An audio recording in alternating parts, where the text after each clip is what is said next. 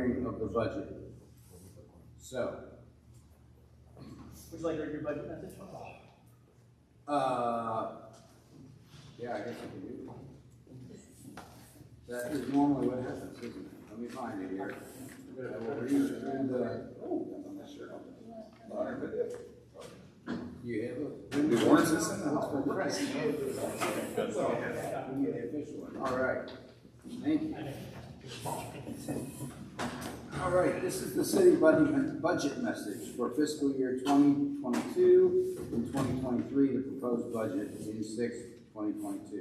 Dear citizens and Board of Council, the City Administration met with the Finance Committee of Council to review this proposed budget and have submitted a favorable report which recommends adoption by this Board of Council.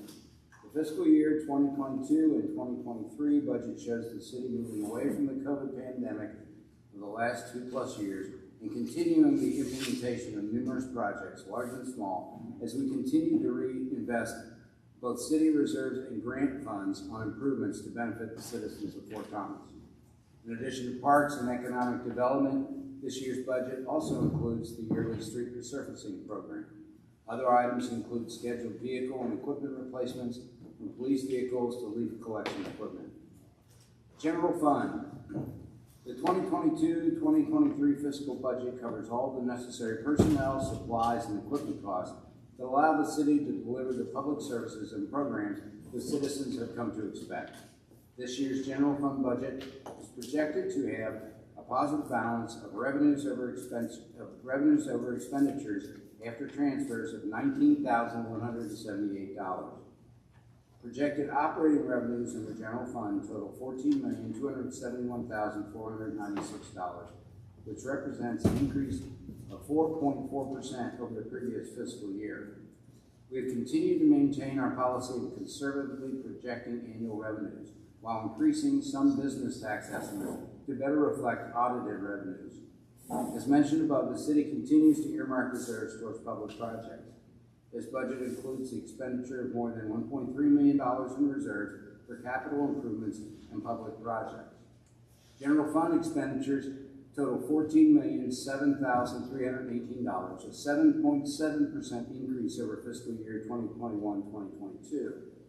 With additional capital expenditures as well as pension contribution and salary increases, this amount exceeds our usual increases. However, budgeted revenue increases more than make up for these funds.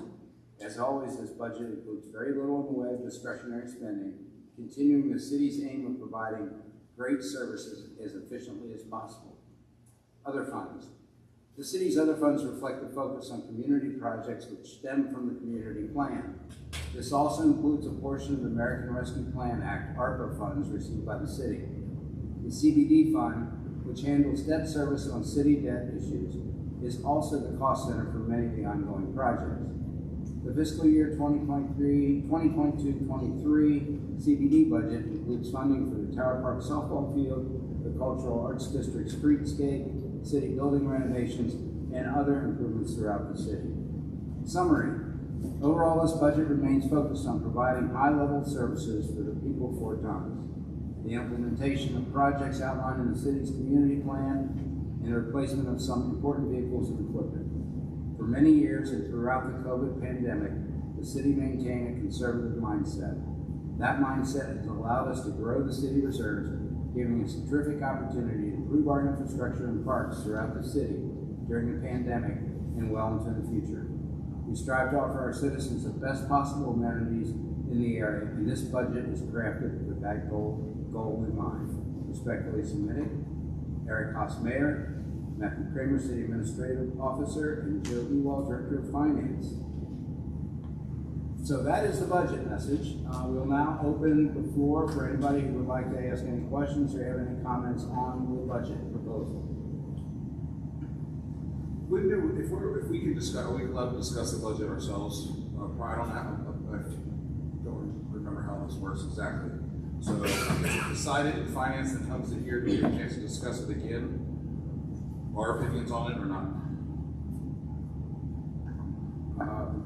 It was discussed and this came out of the finance committee. Sure, I mean, I was there. Just unfortunately, I mean, it's been an unusual year with Rondell leaving. The budget came out pretty quickly. We got notice that morning for a budget meeting on Thursday, so it really didn't have time to settle.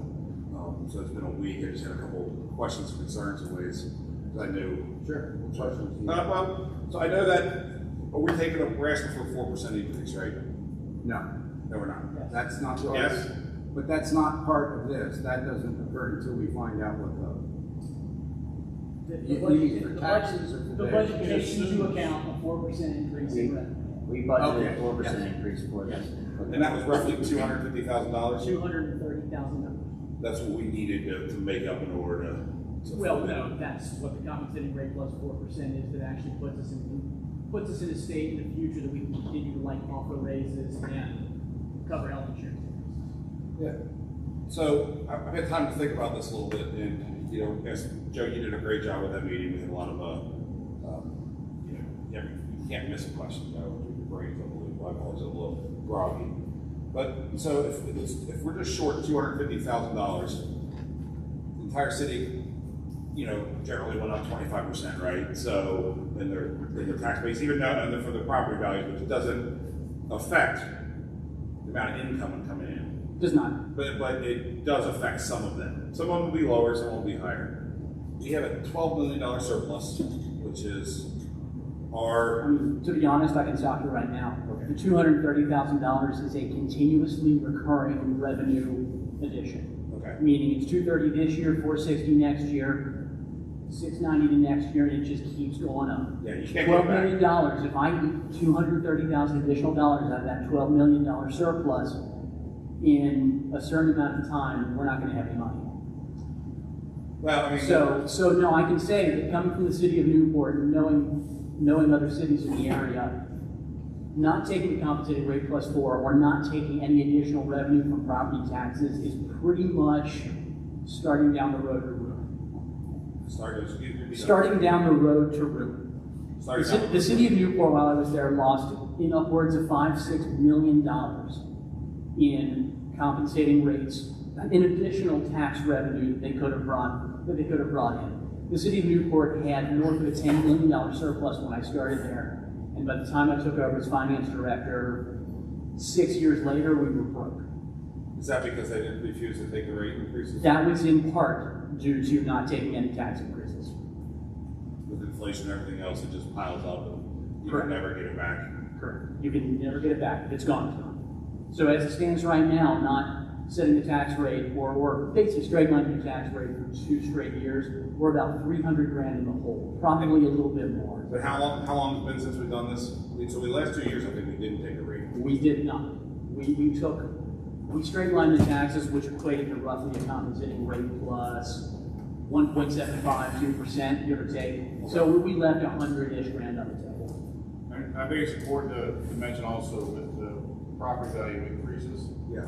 it doesn't matter what rate we take, it's never going to hit the value, or never hit the tax rate because of the way that the property value increases. Oh, I know, it's a fluctuating rate. In a down year, property values stay the same or go down, our 4% means 4% that we are going to do. But because the property values are going up, our number that we throw out there is really arbitrary because it's going to blow past the 4%. What is that number per person or per average household? For the average household, last time we looked at it, it's going to be a little higher now with the increases. The last time we looked at it, the average increase over a year was something like $40. So it's going to be higher, but if you factor in, I think the schools saw about 23% increase. They submit the PDA submits their information to the Department of Revenue to set the school's tax rate. They're at about 23.1%, give or take. That's what I heard this morning. So I mean, you factor that in. Our average property assessment is going to be higher than it was, but we're still not looking at probably much more than $50. No, I think you explained that perfectly. In the finance meeting, I think there was a lot of discussion about justification. And this is a lot for people to take in this year, so this is not one. It's one of those hard ones for people to tell me, but understand what really is coming out of it. I mean, the way that what I've likened it to is you have 2 piles of money effectively. You have one pile of money that is set aside to cover recurring costs, salaries, health insurance, pension, etc. That comes from your recurring taxes, your payroll tax, your property tax, all of those. Then you have the second bucket of money for capital expenditures. Your reserves, your surpluses, those are your capital expenditures. And the fire department's heard me say it, and I put my money where my mouth is now, that we can never give a 15% raise, but I can buy you a ladder truck tomorrow. And we're likely to be budgeting for a ladder truck soon. So we can afford a ladder truck, but the raises would cost too much money. No, I understand. You explained it well. Thank you. All right, anybody else, any questions about the budget? If not, we will close the public hearing on the budget hearing and move to a liquor license public hearing. Joe, you will take that. Turn that off, here we go again. Application's been received from Leticia Messmer, doing business as Small Restaurant, 18 North Fort Thomas Avenue, Suite 202, Fort Thomas, Kentucky, for an NQ2 retail drink license. The owner of that property to be licensed is United Property Group at 1407 Grand Avenue in Newport, Kentucky. This application's been on file in my office for, oh gosh, give or take the last 3 or 4 weeks. So at this point, I can really open this hearing up to anybody who would like to make any comment on this one. All right. I'll take that as no comment. Yes, Yes. we'll go ahead and close that We'll hearing down. close that and we will begin the regular meeting. We'll start with the roll call, please. Ms. Kelly? Ms. Kelly? Ms. Kelly is absent. Mr. Henry? Here. Mr. Bowman? Here. Mr. Beazle? Here. Mr. Blau? Here. Mr. Peter? Pledge to the flag, please. I pledge allegiance to the flag of the United States of America and to the republic for which it stands, one nation, under God, indivisible, with liberty and justice for all.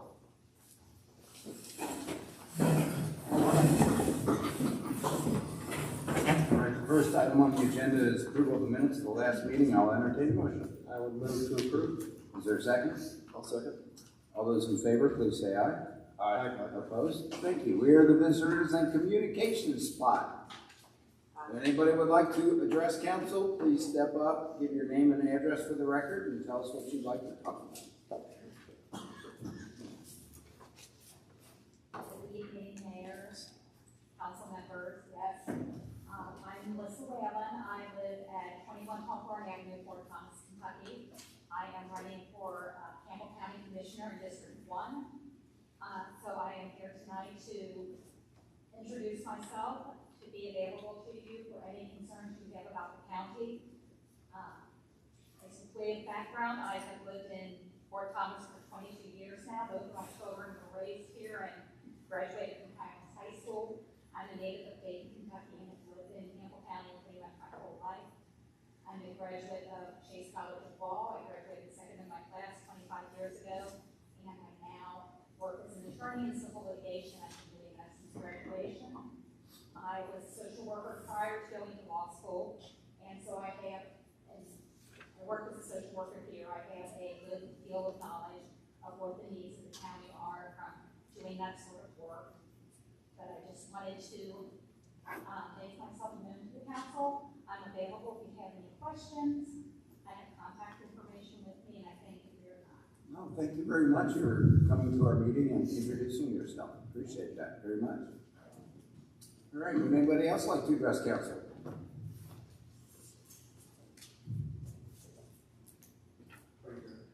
My name is Dave Dickerson. I live at 34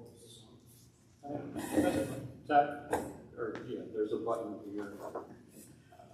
There you go, now you're on. No. Now you can hear me? Yes, now we can hear you. My name's Dave Dickerson. I live at 34 Washington Avenue. Most of you know me. We were here last year, and the city was going to look into making changes to the outdated ordinances. And we are still having major issues that the neighbor does not get. And I wanted to find out what we've done in the last year. We actually have a second reading tonight for a change to, how do we get it, code enforcement violations. It gives us greater authority to fine people who are not complying and increases the amount of money on the compliance, that kind of gets people to comply. Is there an ongoing issue that's been ignored? I mean, is it cited or? No physical confrontations or anything of that nature. We had those in the past. Okay, but verbal and. Is this the property that was used as a rental for a while and now that owner is reoccupied? Yeah, it's the one. It's across the street from Pearson and Taylor. Yeah. That's why they couldn't sell their house. Part of the reason. Although they've got a contract pending. Yes, I did. Well, that's good. Yeah. How can you know about that? So, but no, Yeah, it continues, trash in the yard. Sam's getting tired receiving pictures from us, wrappers, plastic bottles, cardboard, papers that blow into all of the neighbors' yards that constantly have to be picked up, cigarette butts. She puts garbage cans out whenever the hell she feels like it. On a Sunday, when pickup's not till Thursday morning, okay, issue.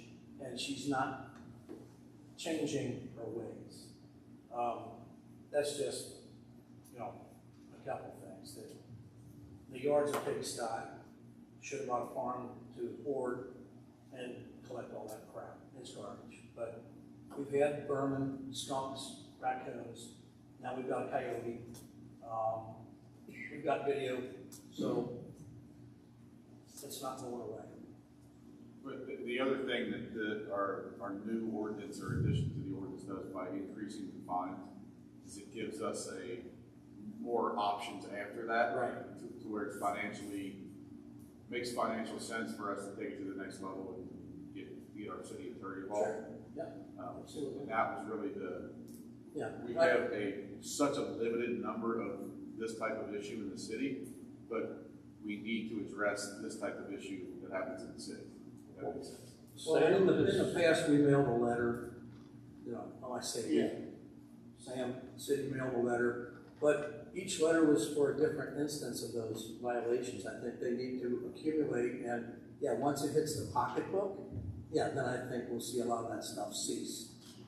So, I just wanted to come up, I saw her at the other so I'm gonna try to make it to the next meeting. I travel all the time for work, and I was just in town tonight before I leave again in the morning, So so. it's good timing. We're going to put it, hopefully we're going to put it into play tonight. Yeah, Is there I'm glad you came. We are addressing it, I it think may you not better be be on 100% effective, but hopefully it will give us a little bit more to be able to make something happen. And I know you've been dealing with this for years. Oh, yeah. And I'm really sorry you had to go through that situation. And like Jeff said, this doesn't happen a lot in the city. We're very blessed in the city, but it does happen. And the places that it happen, it gets so frustrating for folks because it's like, why can't something be done about it? So we're trying to improve that situation. Are there ongoing, Sam, can you address this and see, is there anything currently citations issued or letters written or? Sure. How are you? So, yes, we have sent, just this year alone, we have sent multiple notices to the property owner that Julie is talking about. She has been in actually close contact with several of our city employees about a couple of things. I know he's reached out to our city clerk, Ms. Beckett, about a couple of things, and has reached out to our general services about obtaining a permit for a shed, and also has interest in a security camera. We have told her that there's no ordinances about security cameras in the city of Fort Thomas, about installing and all that stuff. So she is a little bit better than some other of our violators that we do have, as she is in close contact with us. And when we are in the spree, we do get multiple emails and calls from her. So we are in conversation about it. It is something where it has been continually happening, going on. We will send a notice. She will do kind of a little bit of a bare minimum. And then I think I received 2 weeks later from David here and his fellow neighbors on the other side, additional photos and stuff and things continually accumulating. So I think right now we're in miscellaneous refuge territory with all the stuff in the backyard. So so she's close to the time to be fined? Or- Yes, so, Okay. So that hopefully will change things. That's all I can ask for. Yeah, I just want to say too, thanks, Mr. Dickerson, good to see you again. It's good to know, I mean, we've all heard from a couple residents in town, you being one of them, but you're not the only one. Fortunately, as the mayor said, there are not many. But I think it's exciting that we at least are, we're moving forward with and putting some teeth to the ordinance. So please keep us updated. I know Sam will too, but as this progresses, let us know if hopefully there'll be a resolution, because I think we're all, amenable to finding a way to fix this problem, because Ken and I have one relatively close to where we live too, and the town's too nice. It's an eyesore, and as a neighbor, it's a problem on many levels, and so hopefully this is gonna have some effect. I think it will. I hope it will. Okay, good. I'm not the only one that's complaining. I mean, he's Oh, no. getting pictures and complaints from several good neighbors again. There were 6 of us here at the last meeting, Oh, yeah. and it hasn't changed. it's become my favorite address to go. Is it really?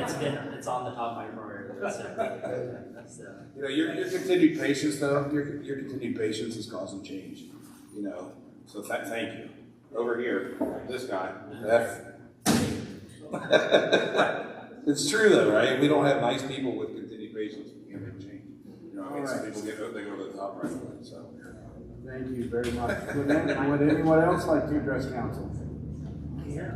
All right, we will move on with the next part of our, we don't have any reports of boards, committees, and commissions. We are down to report of officers. We have a city administrator's report from Matt Kramer. Good evening, The new everybody. guy. Welcome to the new guy, sitting in the chair. All right, this is awesome. No name tag, so I'm not allowed to have a very long report. Yeah, you did that up tomorrow. I did get business cards. That impressed. Yeah. Did you get business cards so quickly? Yes, the office staff is very good. They had it next day, so I don't know how that happened, but it's excellent. The only thing I have to report is the Fleeing the Fort was a huge success for the mayor, all the staff members, everybody that chipped into that, appreciate it. Other than that, just trying to get acclimated and meet all the community leaders and the staff, and it's been an exciting 2 weeks, and looking forward to the next couple of weeks. If anybody's questions, that's all I have. I heard some. A couple, just concerns. If you want to get off to a really good start, if you could start communication again with the water district. We used to have an amenity here, I guess you're probably aware of the reservoir across the street that people loved for years and years to walk around. And I'm not sure if the leadership at the water district has changed, if Lovin is still. He is, but I've got a meeting set with them in 2 weeks. I reached out to them last week. So Okay. I'll be meeting with Ron and his replacement to discuss that and the mess up here. Okay, I mean, that's an amenity that just really needs to come back. It's been, since 9/11, and taken away. And then I also would like to follow up on the, I don't know if you're aware of the, about 5 years ago, we put in storage, David Jose helped this Mike Scope statue. And so plans to relocate it, or get it into storage so we don't lose it to a landfill. It's a pretty special piece. Yeah, we've secured that for another month with the hope of installing it. So the staff is working on it. That is, it works okay. Anything I can do to help facilitate that, I'd be glad to. I know right where it is. They moved it outdoors now. Okay. So, okay. Yeah, when I get updated on that, I'll let you know. Appreciate it. Thank you. No, Cam, I think it's great you pushed on that, because I saw all the emails going back and forth about the willingness of doing this, so that's great. It's good that we don't forget. Yeah, it needs to happen, and it's laying in a puddle. Yeah. And your other issue about the water district walking, they're very interested in coming up with plans to make it happen. Everything's delayed while they dig out. That's what's delaying it. But hopefully after they're Yes. done with Yes. that, we can. Yeah. But Ron will be retired by then, so we do want to kind of make sure that that's going down the line there, and make sure everybody's on board with it. So, I have a couple things also. First, I was in a conversation with, I've talked to Ron about this in the past, and he thought it was Kevin. But on scenic view, there are a couple of new fixtures where the gas company came in and, You do? yeah, they came in and put these lovely green boxes and tubes that are just in somebody's side yard. A couple of weeks ago, we met with the residents of Scenic View, and we were told that Duke is they're going to manage the area, but the residents don't really know what that means, and as of right now, the grass hasn't been cut or managed very well, so the proposal was to, one of the residents actually owns the forest, and they had some really good design ideas how to cover the area up.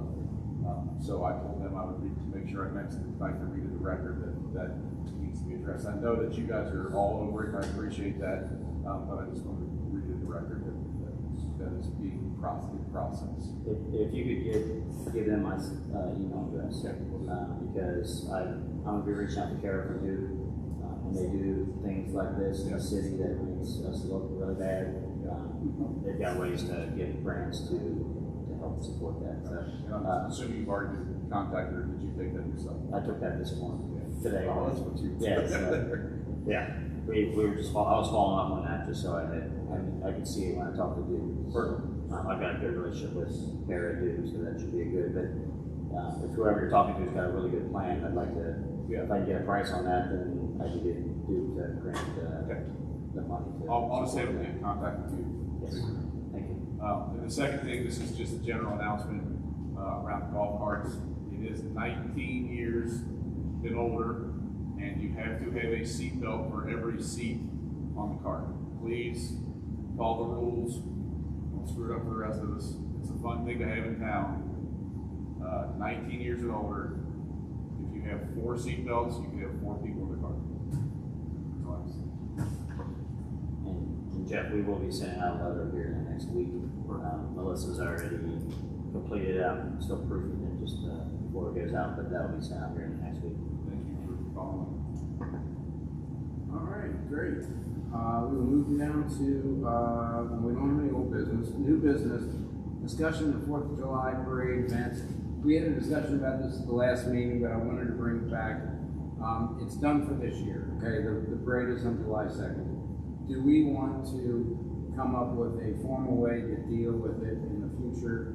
And we talked about it. I said, let's take it back to council, and let's banter it around a little bit. I mean, we did talk for years. Halloween was always the big event because there was a time, if you all remember in the past, when Halloween kind of went towards Sunday afternoons because of the fear of kids being out late at night. That's gone away, and now it's more of we want to do Halloween on Halloween, and we want to do it on the same time that all the other cities do it, so you can get a lot of cross traffic. 4th of July is another issue. I do know that we have to coordinate with YMCA and with other groups to fill out the parade, and that's why it tends to go to the Saturday. I also know that there's been, if it ever does fall on a Sunday, it moves back to the Saturday because of all the church services in town, right on the main drag, so that becomes not possible to do with church. So it really is only, when we've got it in midweek, when you have Monday, Tuesday, Wednesday, Thursday, even when it comes on Friday, they tend to have the parade on Saturday. So I don't know if we want to try to come up with a plan or just look out for a couple of years or look out for next year and make a plan now so people know when it is. So just send it to committee, maybe, let's discuss it, and then have them bring it up. If you have all these outside parties involved, it's just like you have to look at it when it comes up, basically. I don't think we can dictate a date for the 4th of July to be celebrated on because of all the other parties that have to make it work. So I don't see any need in making any change to how we've always done it, which is like on a case-by-case, year-by-year. Did we dictate a date to have the date decided on early enough in the year? As opposed to picking, let's do it on Saturday, let's do it on the 4th, let's do it, whoever we designate as the group that picks this, can we mandate that an early date, planning date, is whatever they decide for that year, Sam, come up here and tell us some of the stuff that goes around picking the date and who's involved, because I can tell you're just antsy back there, wanting to share with us. So because it is Independence Day, it does fall to the Renaissance Board to decide, and just for the gallery's sake, the Renaissance Board is kind of our events committee here for the city of Fort Thomas. They work with the Economic Development Director and Renaissance Manager, Chandra Callentine, along with myself, with putting together all of our city events calendars. They are one of my favorite boards to work with because they bring so much passion to the board for all the events that we do. A lot of the ones that you see that come up every year, such as the Sam Scott Memorial Bike Ride, that was started because one of our chair people were very passionate about it. And so all these events come together under this board.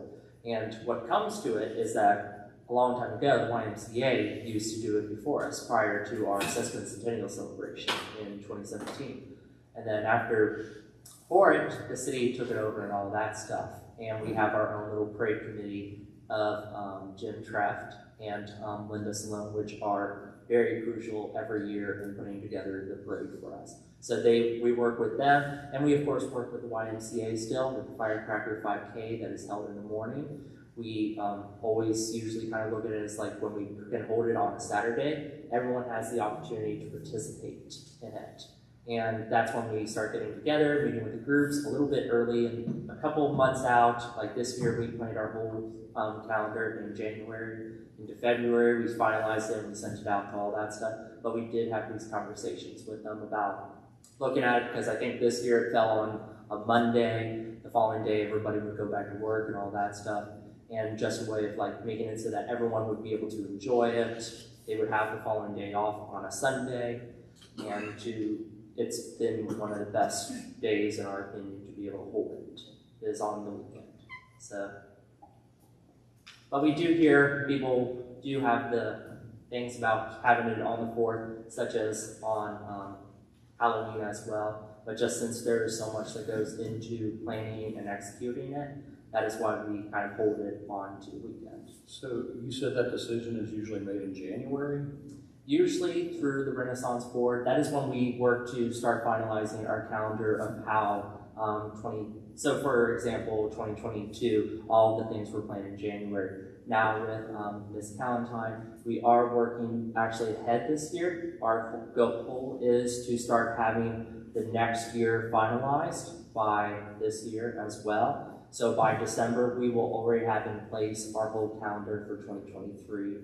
And hopefully by even like early next year, we'll start looking at the 2024 calendar as well. It sounds to me like no action required. I tend to agree. I mean, I'm not really wanting to get into the business of what the Renaissance Board does, and you guys, they all do great work, and, you know, I have no complaints with it, and there a lot goes into it that I don't think council needs to have oversight over.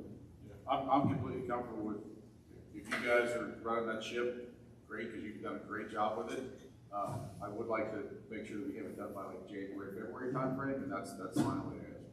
And it sounds like you guys are already doing it, so. And we are working on, like for this year, we are working on making sure that we get those dates as soon as possible to our whole community and to our following communities all around us as well, so that everyone is aware of when all of our events are located, because we want everyone to come out to them. We want to, because we put this on for everyone here in town and for all of our neighboring cities to come in and see how wonderful this town is.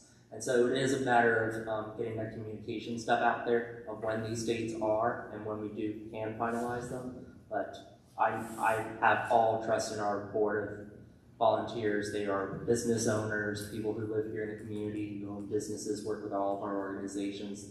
They are the driving force behind the board and all the amazing stuff this board is able to do. You guys do a great job. Yeah, I agree with Jeff that we just need the date earlier enough so we don't run into people plan their vacations around our events because they are so good. Mm-hmm. You know what I mean? So that's the problem we run into. It was an unfortunate oversight this year that it wasn't out early as we knew it was, or not on the correct pages. You know what I mean? On the 4th of July, on the 4th, but I can't argue with the Renaissance board and as a former member yourself. Yeah, I mean, it's a group of doers. That's for sure. You know, we're lucky to have them. So. And since we have the app, we'll be able to as soon as it is finalized, we don't have to wait to kind of post it or create the actual like schedule that you do see on social media. We'll be able to just update the app as soon as possible and make any corrections as we go. That's great, and I would encourage you, and I know there's a lot of things that you all plan, and you do a great job, and I appreciate what you're doing. That one in particular, like you said, people are planning summer vacations.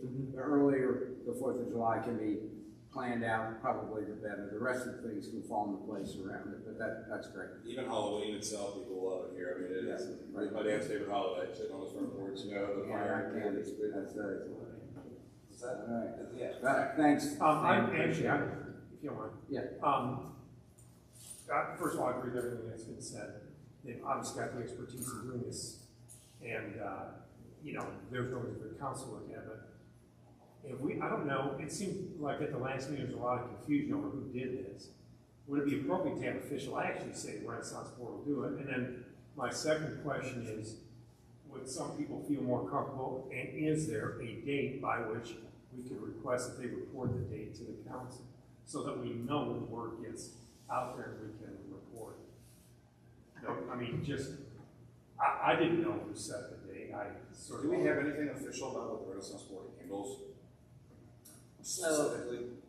So it is, since it is a city board, it does have its own bylaws and all that stuff, and we actually did go through and revise them just recently. We are actually recreating the board a little bit. Since it started as a program, I'm trying to think, I think like 15 years ago or something, I want to say, is when Renaissance was started as part of the National Main Street organization, which helps in revitalizing downtowns all across the United States, looks at revitalization, doing businesses, bringing businesses in, and historic preservation and all that stuff. So we do have some bylaws, things that we are in charge of. I always just say that we are the events because that is what our board is mostly popular about. One way to create community is through events that brings everybody out for things. And so, but we also work with businesses on that type of stuff. So the board does look at a bunch of our grants organizations. It started to grow grants. It is also looking at the interior upfit program along with the rent subsidy program that was approved by council in the sense of economic development and growth as well. So do board bylaws get voted on by us, or is that something that you determine as a mayor? I think it just happens. Well, I mean, this is planning and zoning. We have the option to give them more and take back some. So I didn't know if this is something that they would bring to us for us to approve. Planning and zoning and board of adjustment are official capacities. The Renaissance Board is an additional one. It's not an official capacity. we do not make huge decisions that are very changing, such as the boards that the mayor has mentioned. I think it still runs under the same rules though, as far as minutes and reporting back to us. All boards. Well, it'd be subject to open meetings, for example. Correct. You know, beyond that. I mean, I don't know, so that was my question. Is there any reason to take official action to do this, or are we just gonna continue to be informed? Because then if somebody calls and says, well, who sets this date? So Saying we always could, there. yeah, I'm not. I'm going to point to our city administrator, who seems like. What do you want to do? The goal is to get this date set by next month. I mean, we really want to get a year out. A year. Okay. Because that's how long it takes to do that. So we'll work, now that we got direction from council, we'll work with the Renaissance Board to try to establish that here over the next month. And now we have clear action from council. Okay, I mean, I don't want council to approve anything. I'm just suggesting authorizing, making official. I'll just make a motion that the Renaissance Board, among its other duties, establish date for the 4th of July, and that the date be provided no later than July, than the preceding July 1.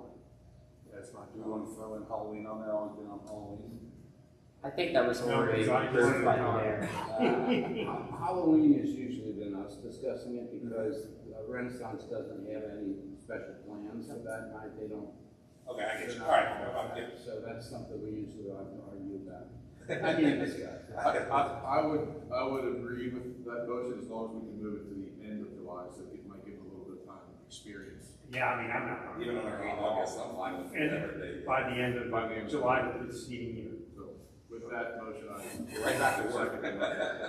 Okay, there's a motion, a second, any further discussion? All those in favor say aye. Aye. Opposed? All right, cool. And what did you want to do? You didn't. Abstain. I don't think any action is needed, but, so I'll just abstain on that. It just makes it clear cut. Yeah. Yeah, we'll At least, just do whether this. we need action or not, at least you know what direction we're going to go in. So Yes. that's all that matters. We appreciate it. So. And we'll Once bring again, this back to the director and to our Renaissance board office. I think you hear like saying, All right, thank you. Yes. Thanks, Sam. you don't sleep. All right, the next item of new business is the finance committee report. Ben, fill us in. Yeah, thank you, Mayor. Before I read the report, I just wanted to say that we met about 2 weeks ago in the finance committee. This is my favorite meeting of the year because it's the budget. But it's not the most riveting topic, and so a ton goes into this behind the scenes from Joe and his team. The folks on council just get to come to the table and review everything and keep an eye on things and basically learn about how the process works from the experts in the room. But we did have a lot of important issues in the budget, and we had good turnout from obviously our committee, but from some other members on council. It was a pleasure to have Matt there for the first time. And then we also had good representation from police and fire. So thanks for everybody for making it happen. The report is as follows.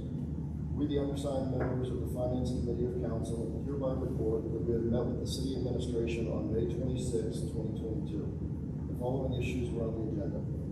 First, the committee discussed the proposed amendments to the fiscal year 2021-2022 budget. These amendments include increases in general fund revenues and expenditures. The KDOT, health insurance, debt service, and CBD funds were also amended to better match actual revenues and expenditures. It is the recommendation of the Finance Committee that the Board of Council approve the proposed budget amendments.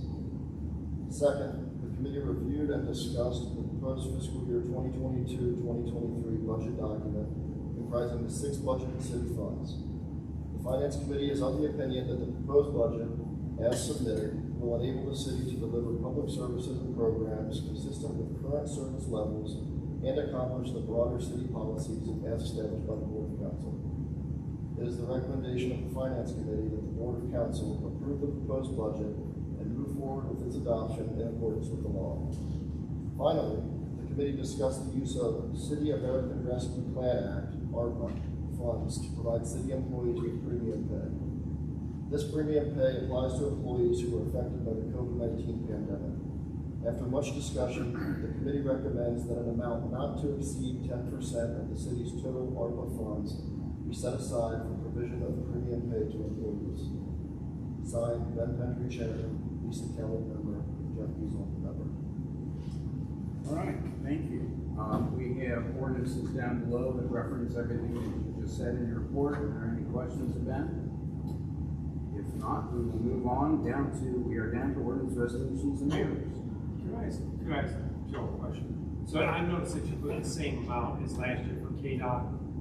How confident are you? Is their revenue okay? Oh, yeah, they're ready. Okay. Yeah, we're definitely going to meet those projections. Are we gonna have more with the governor? Did I hear something about the governor putting a tax freeze on gas? 2 cents. Yeah, it was, there was gonna be a 2% increase, right, when you froze that. So it doesn't negatively impact anything. So he froze it, he didn't do away with it? Correct. Okay, so our road aid fund, okay. Correct. Is that now, will we still have the same budget with road aid? Never mind. All right. You're good, thank you. Look at you telepathically gave me. Nice job, Joe. It's good. All right, down to ordinances. Ordinance 04, 2022. Ordinance number 04, 2022, an ordinance amending ordinance O07, 2021 by establishing the annual salary for the position of city administrative officer. I do have a question on this, sorry to bring it up for you, well, to ask, but, so if you go down to the next, I'm not sure when to ask this ordinance. You go down to the ordinance 008, 2022, and you go to the CAO position, that does not match 04, 2022. let's just say that, Mr. Kramer's timing is good, he will get a 2.5% increase. Oh, It's current. I got you. Nice catch, Steph. Gotta make sure you earn his money. I think you did pretty good tonight. He's on top of things.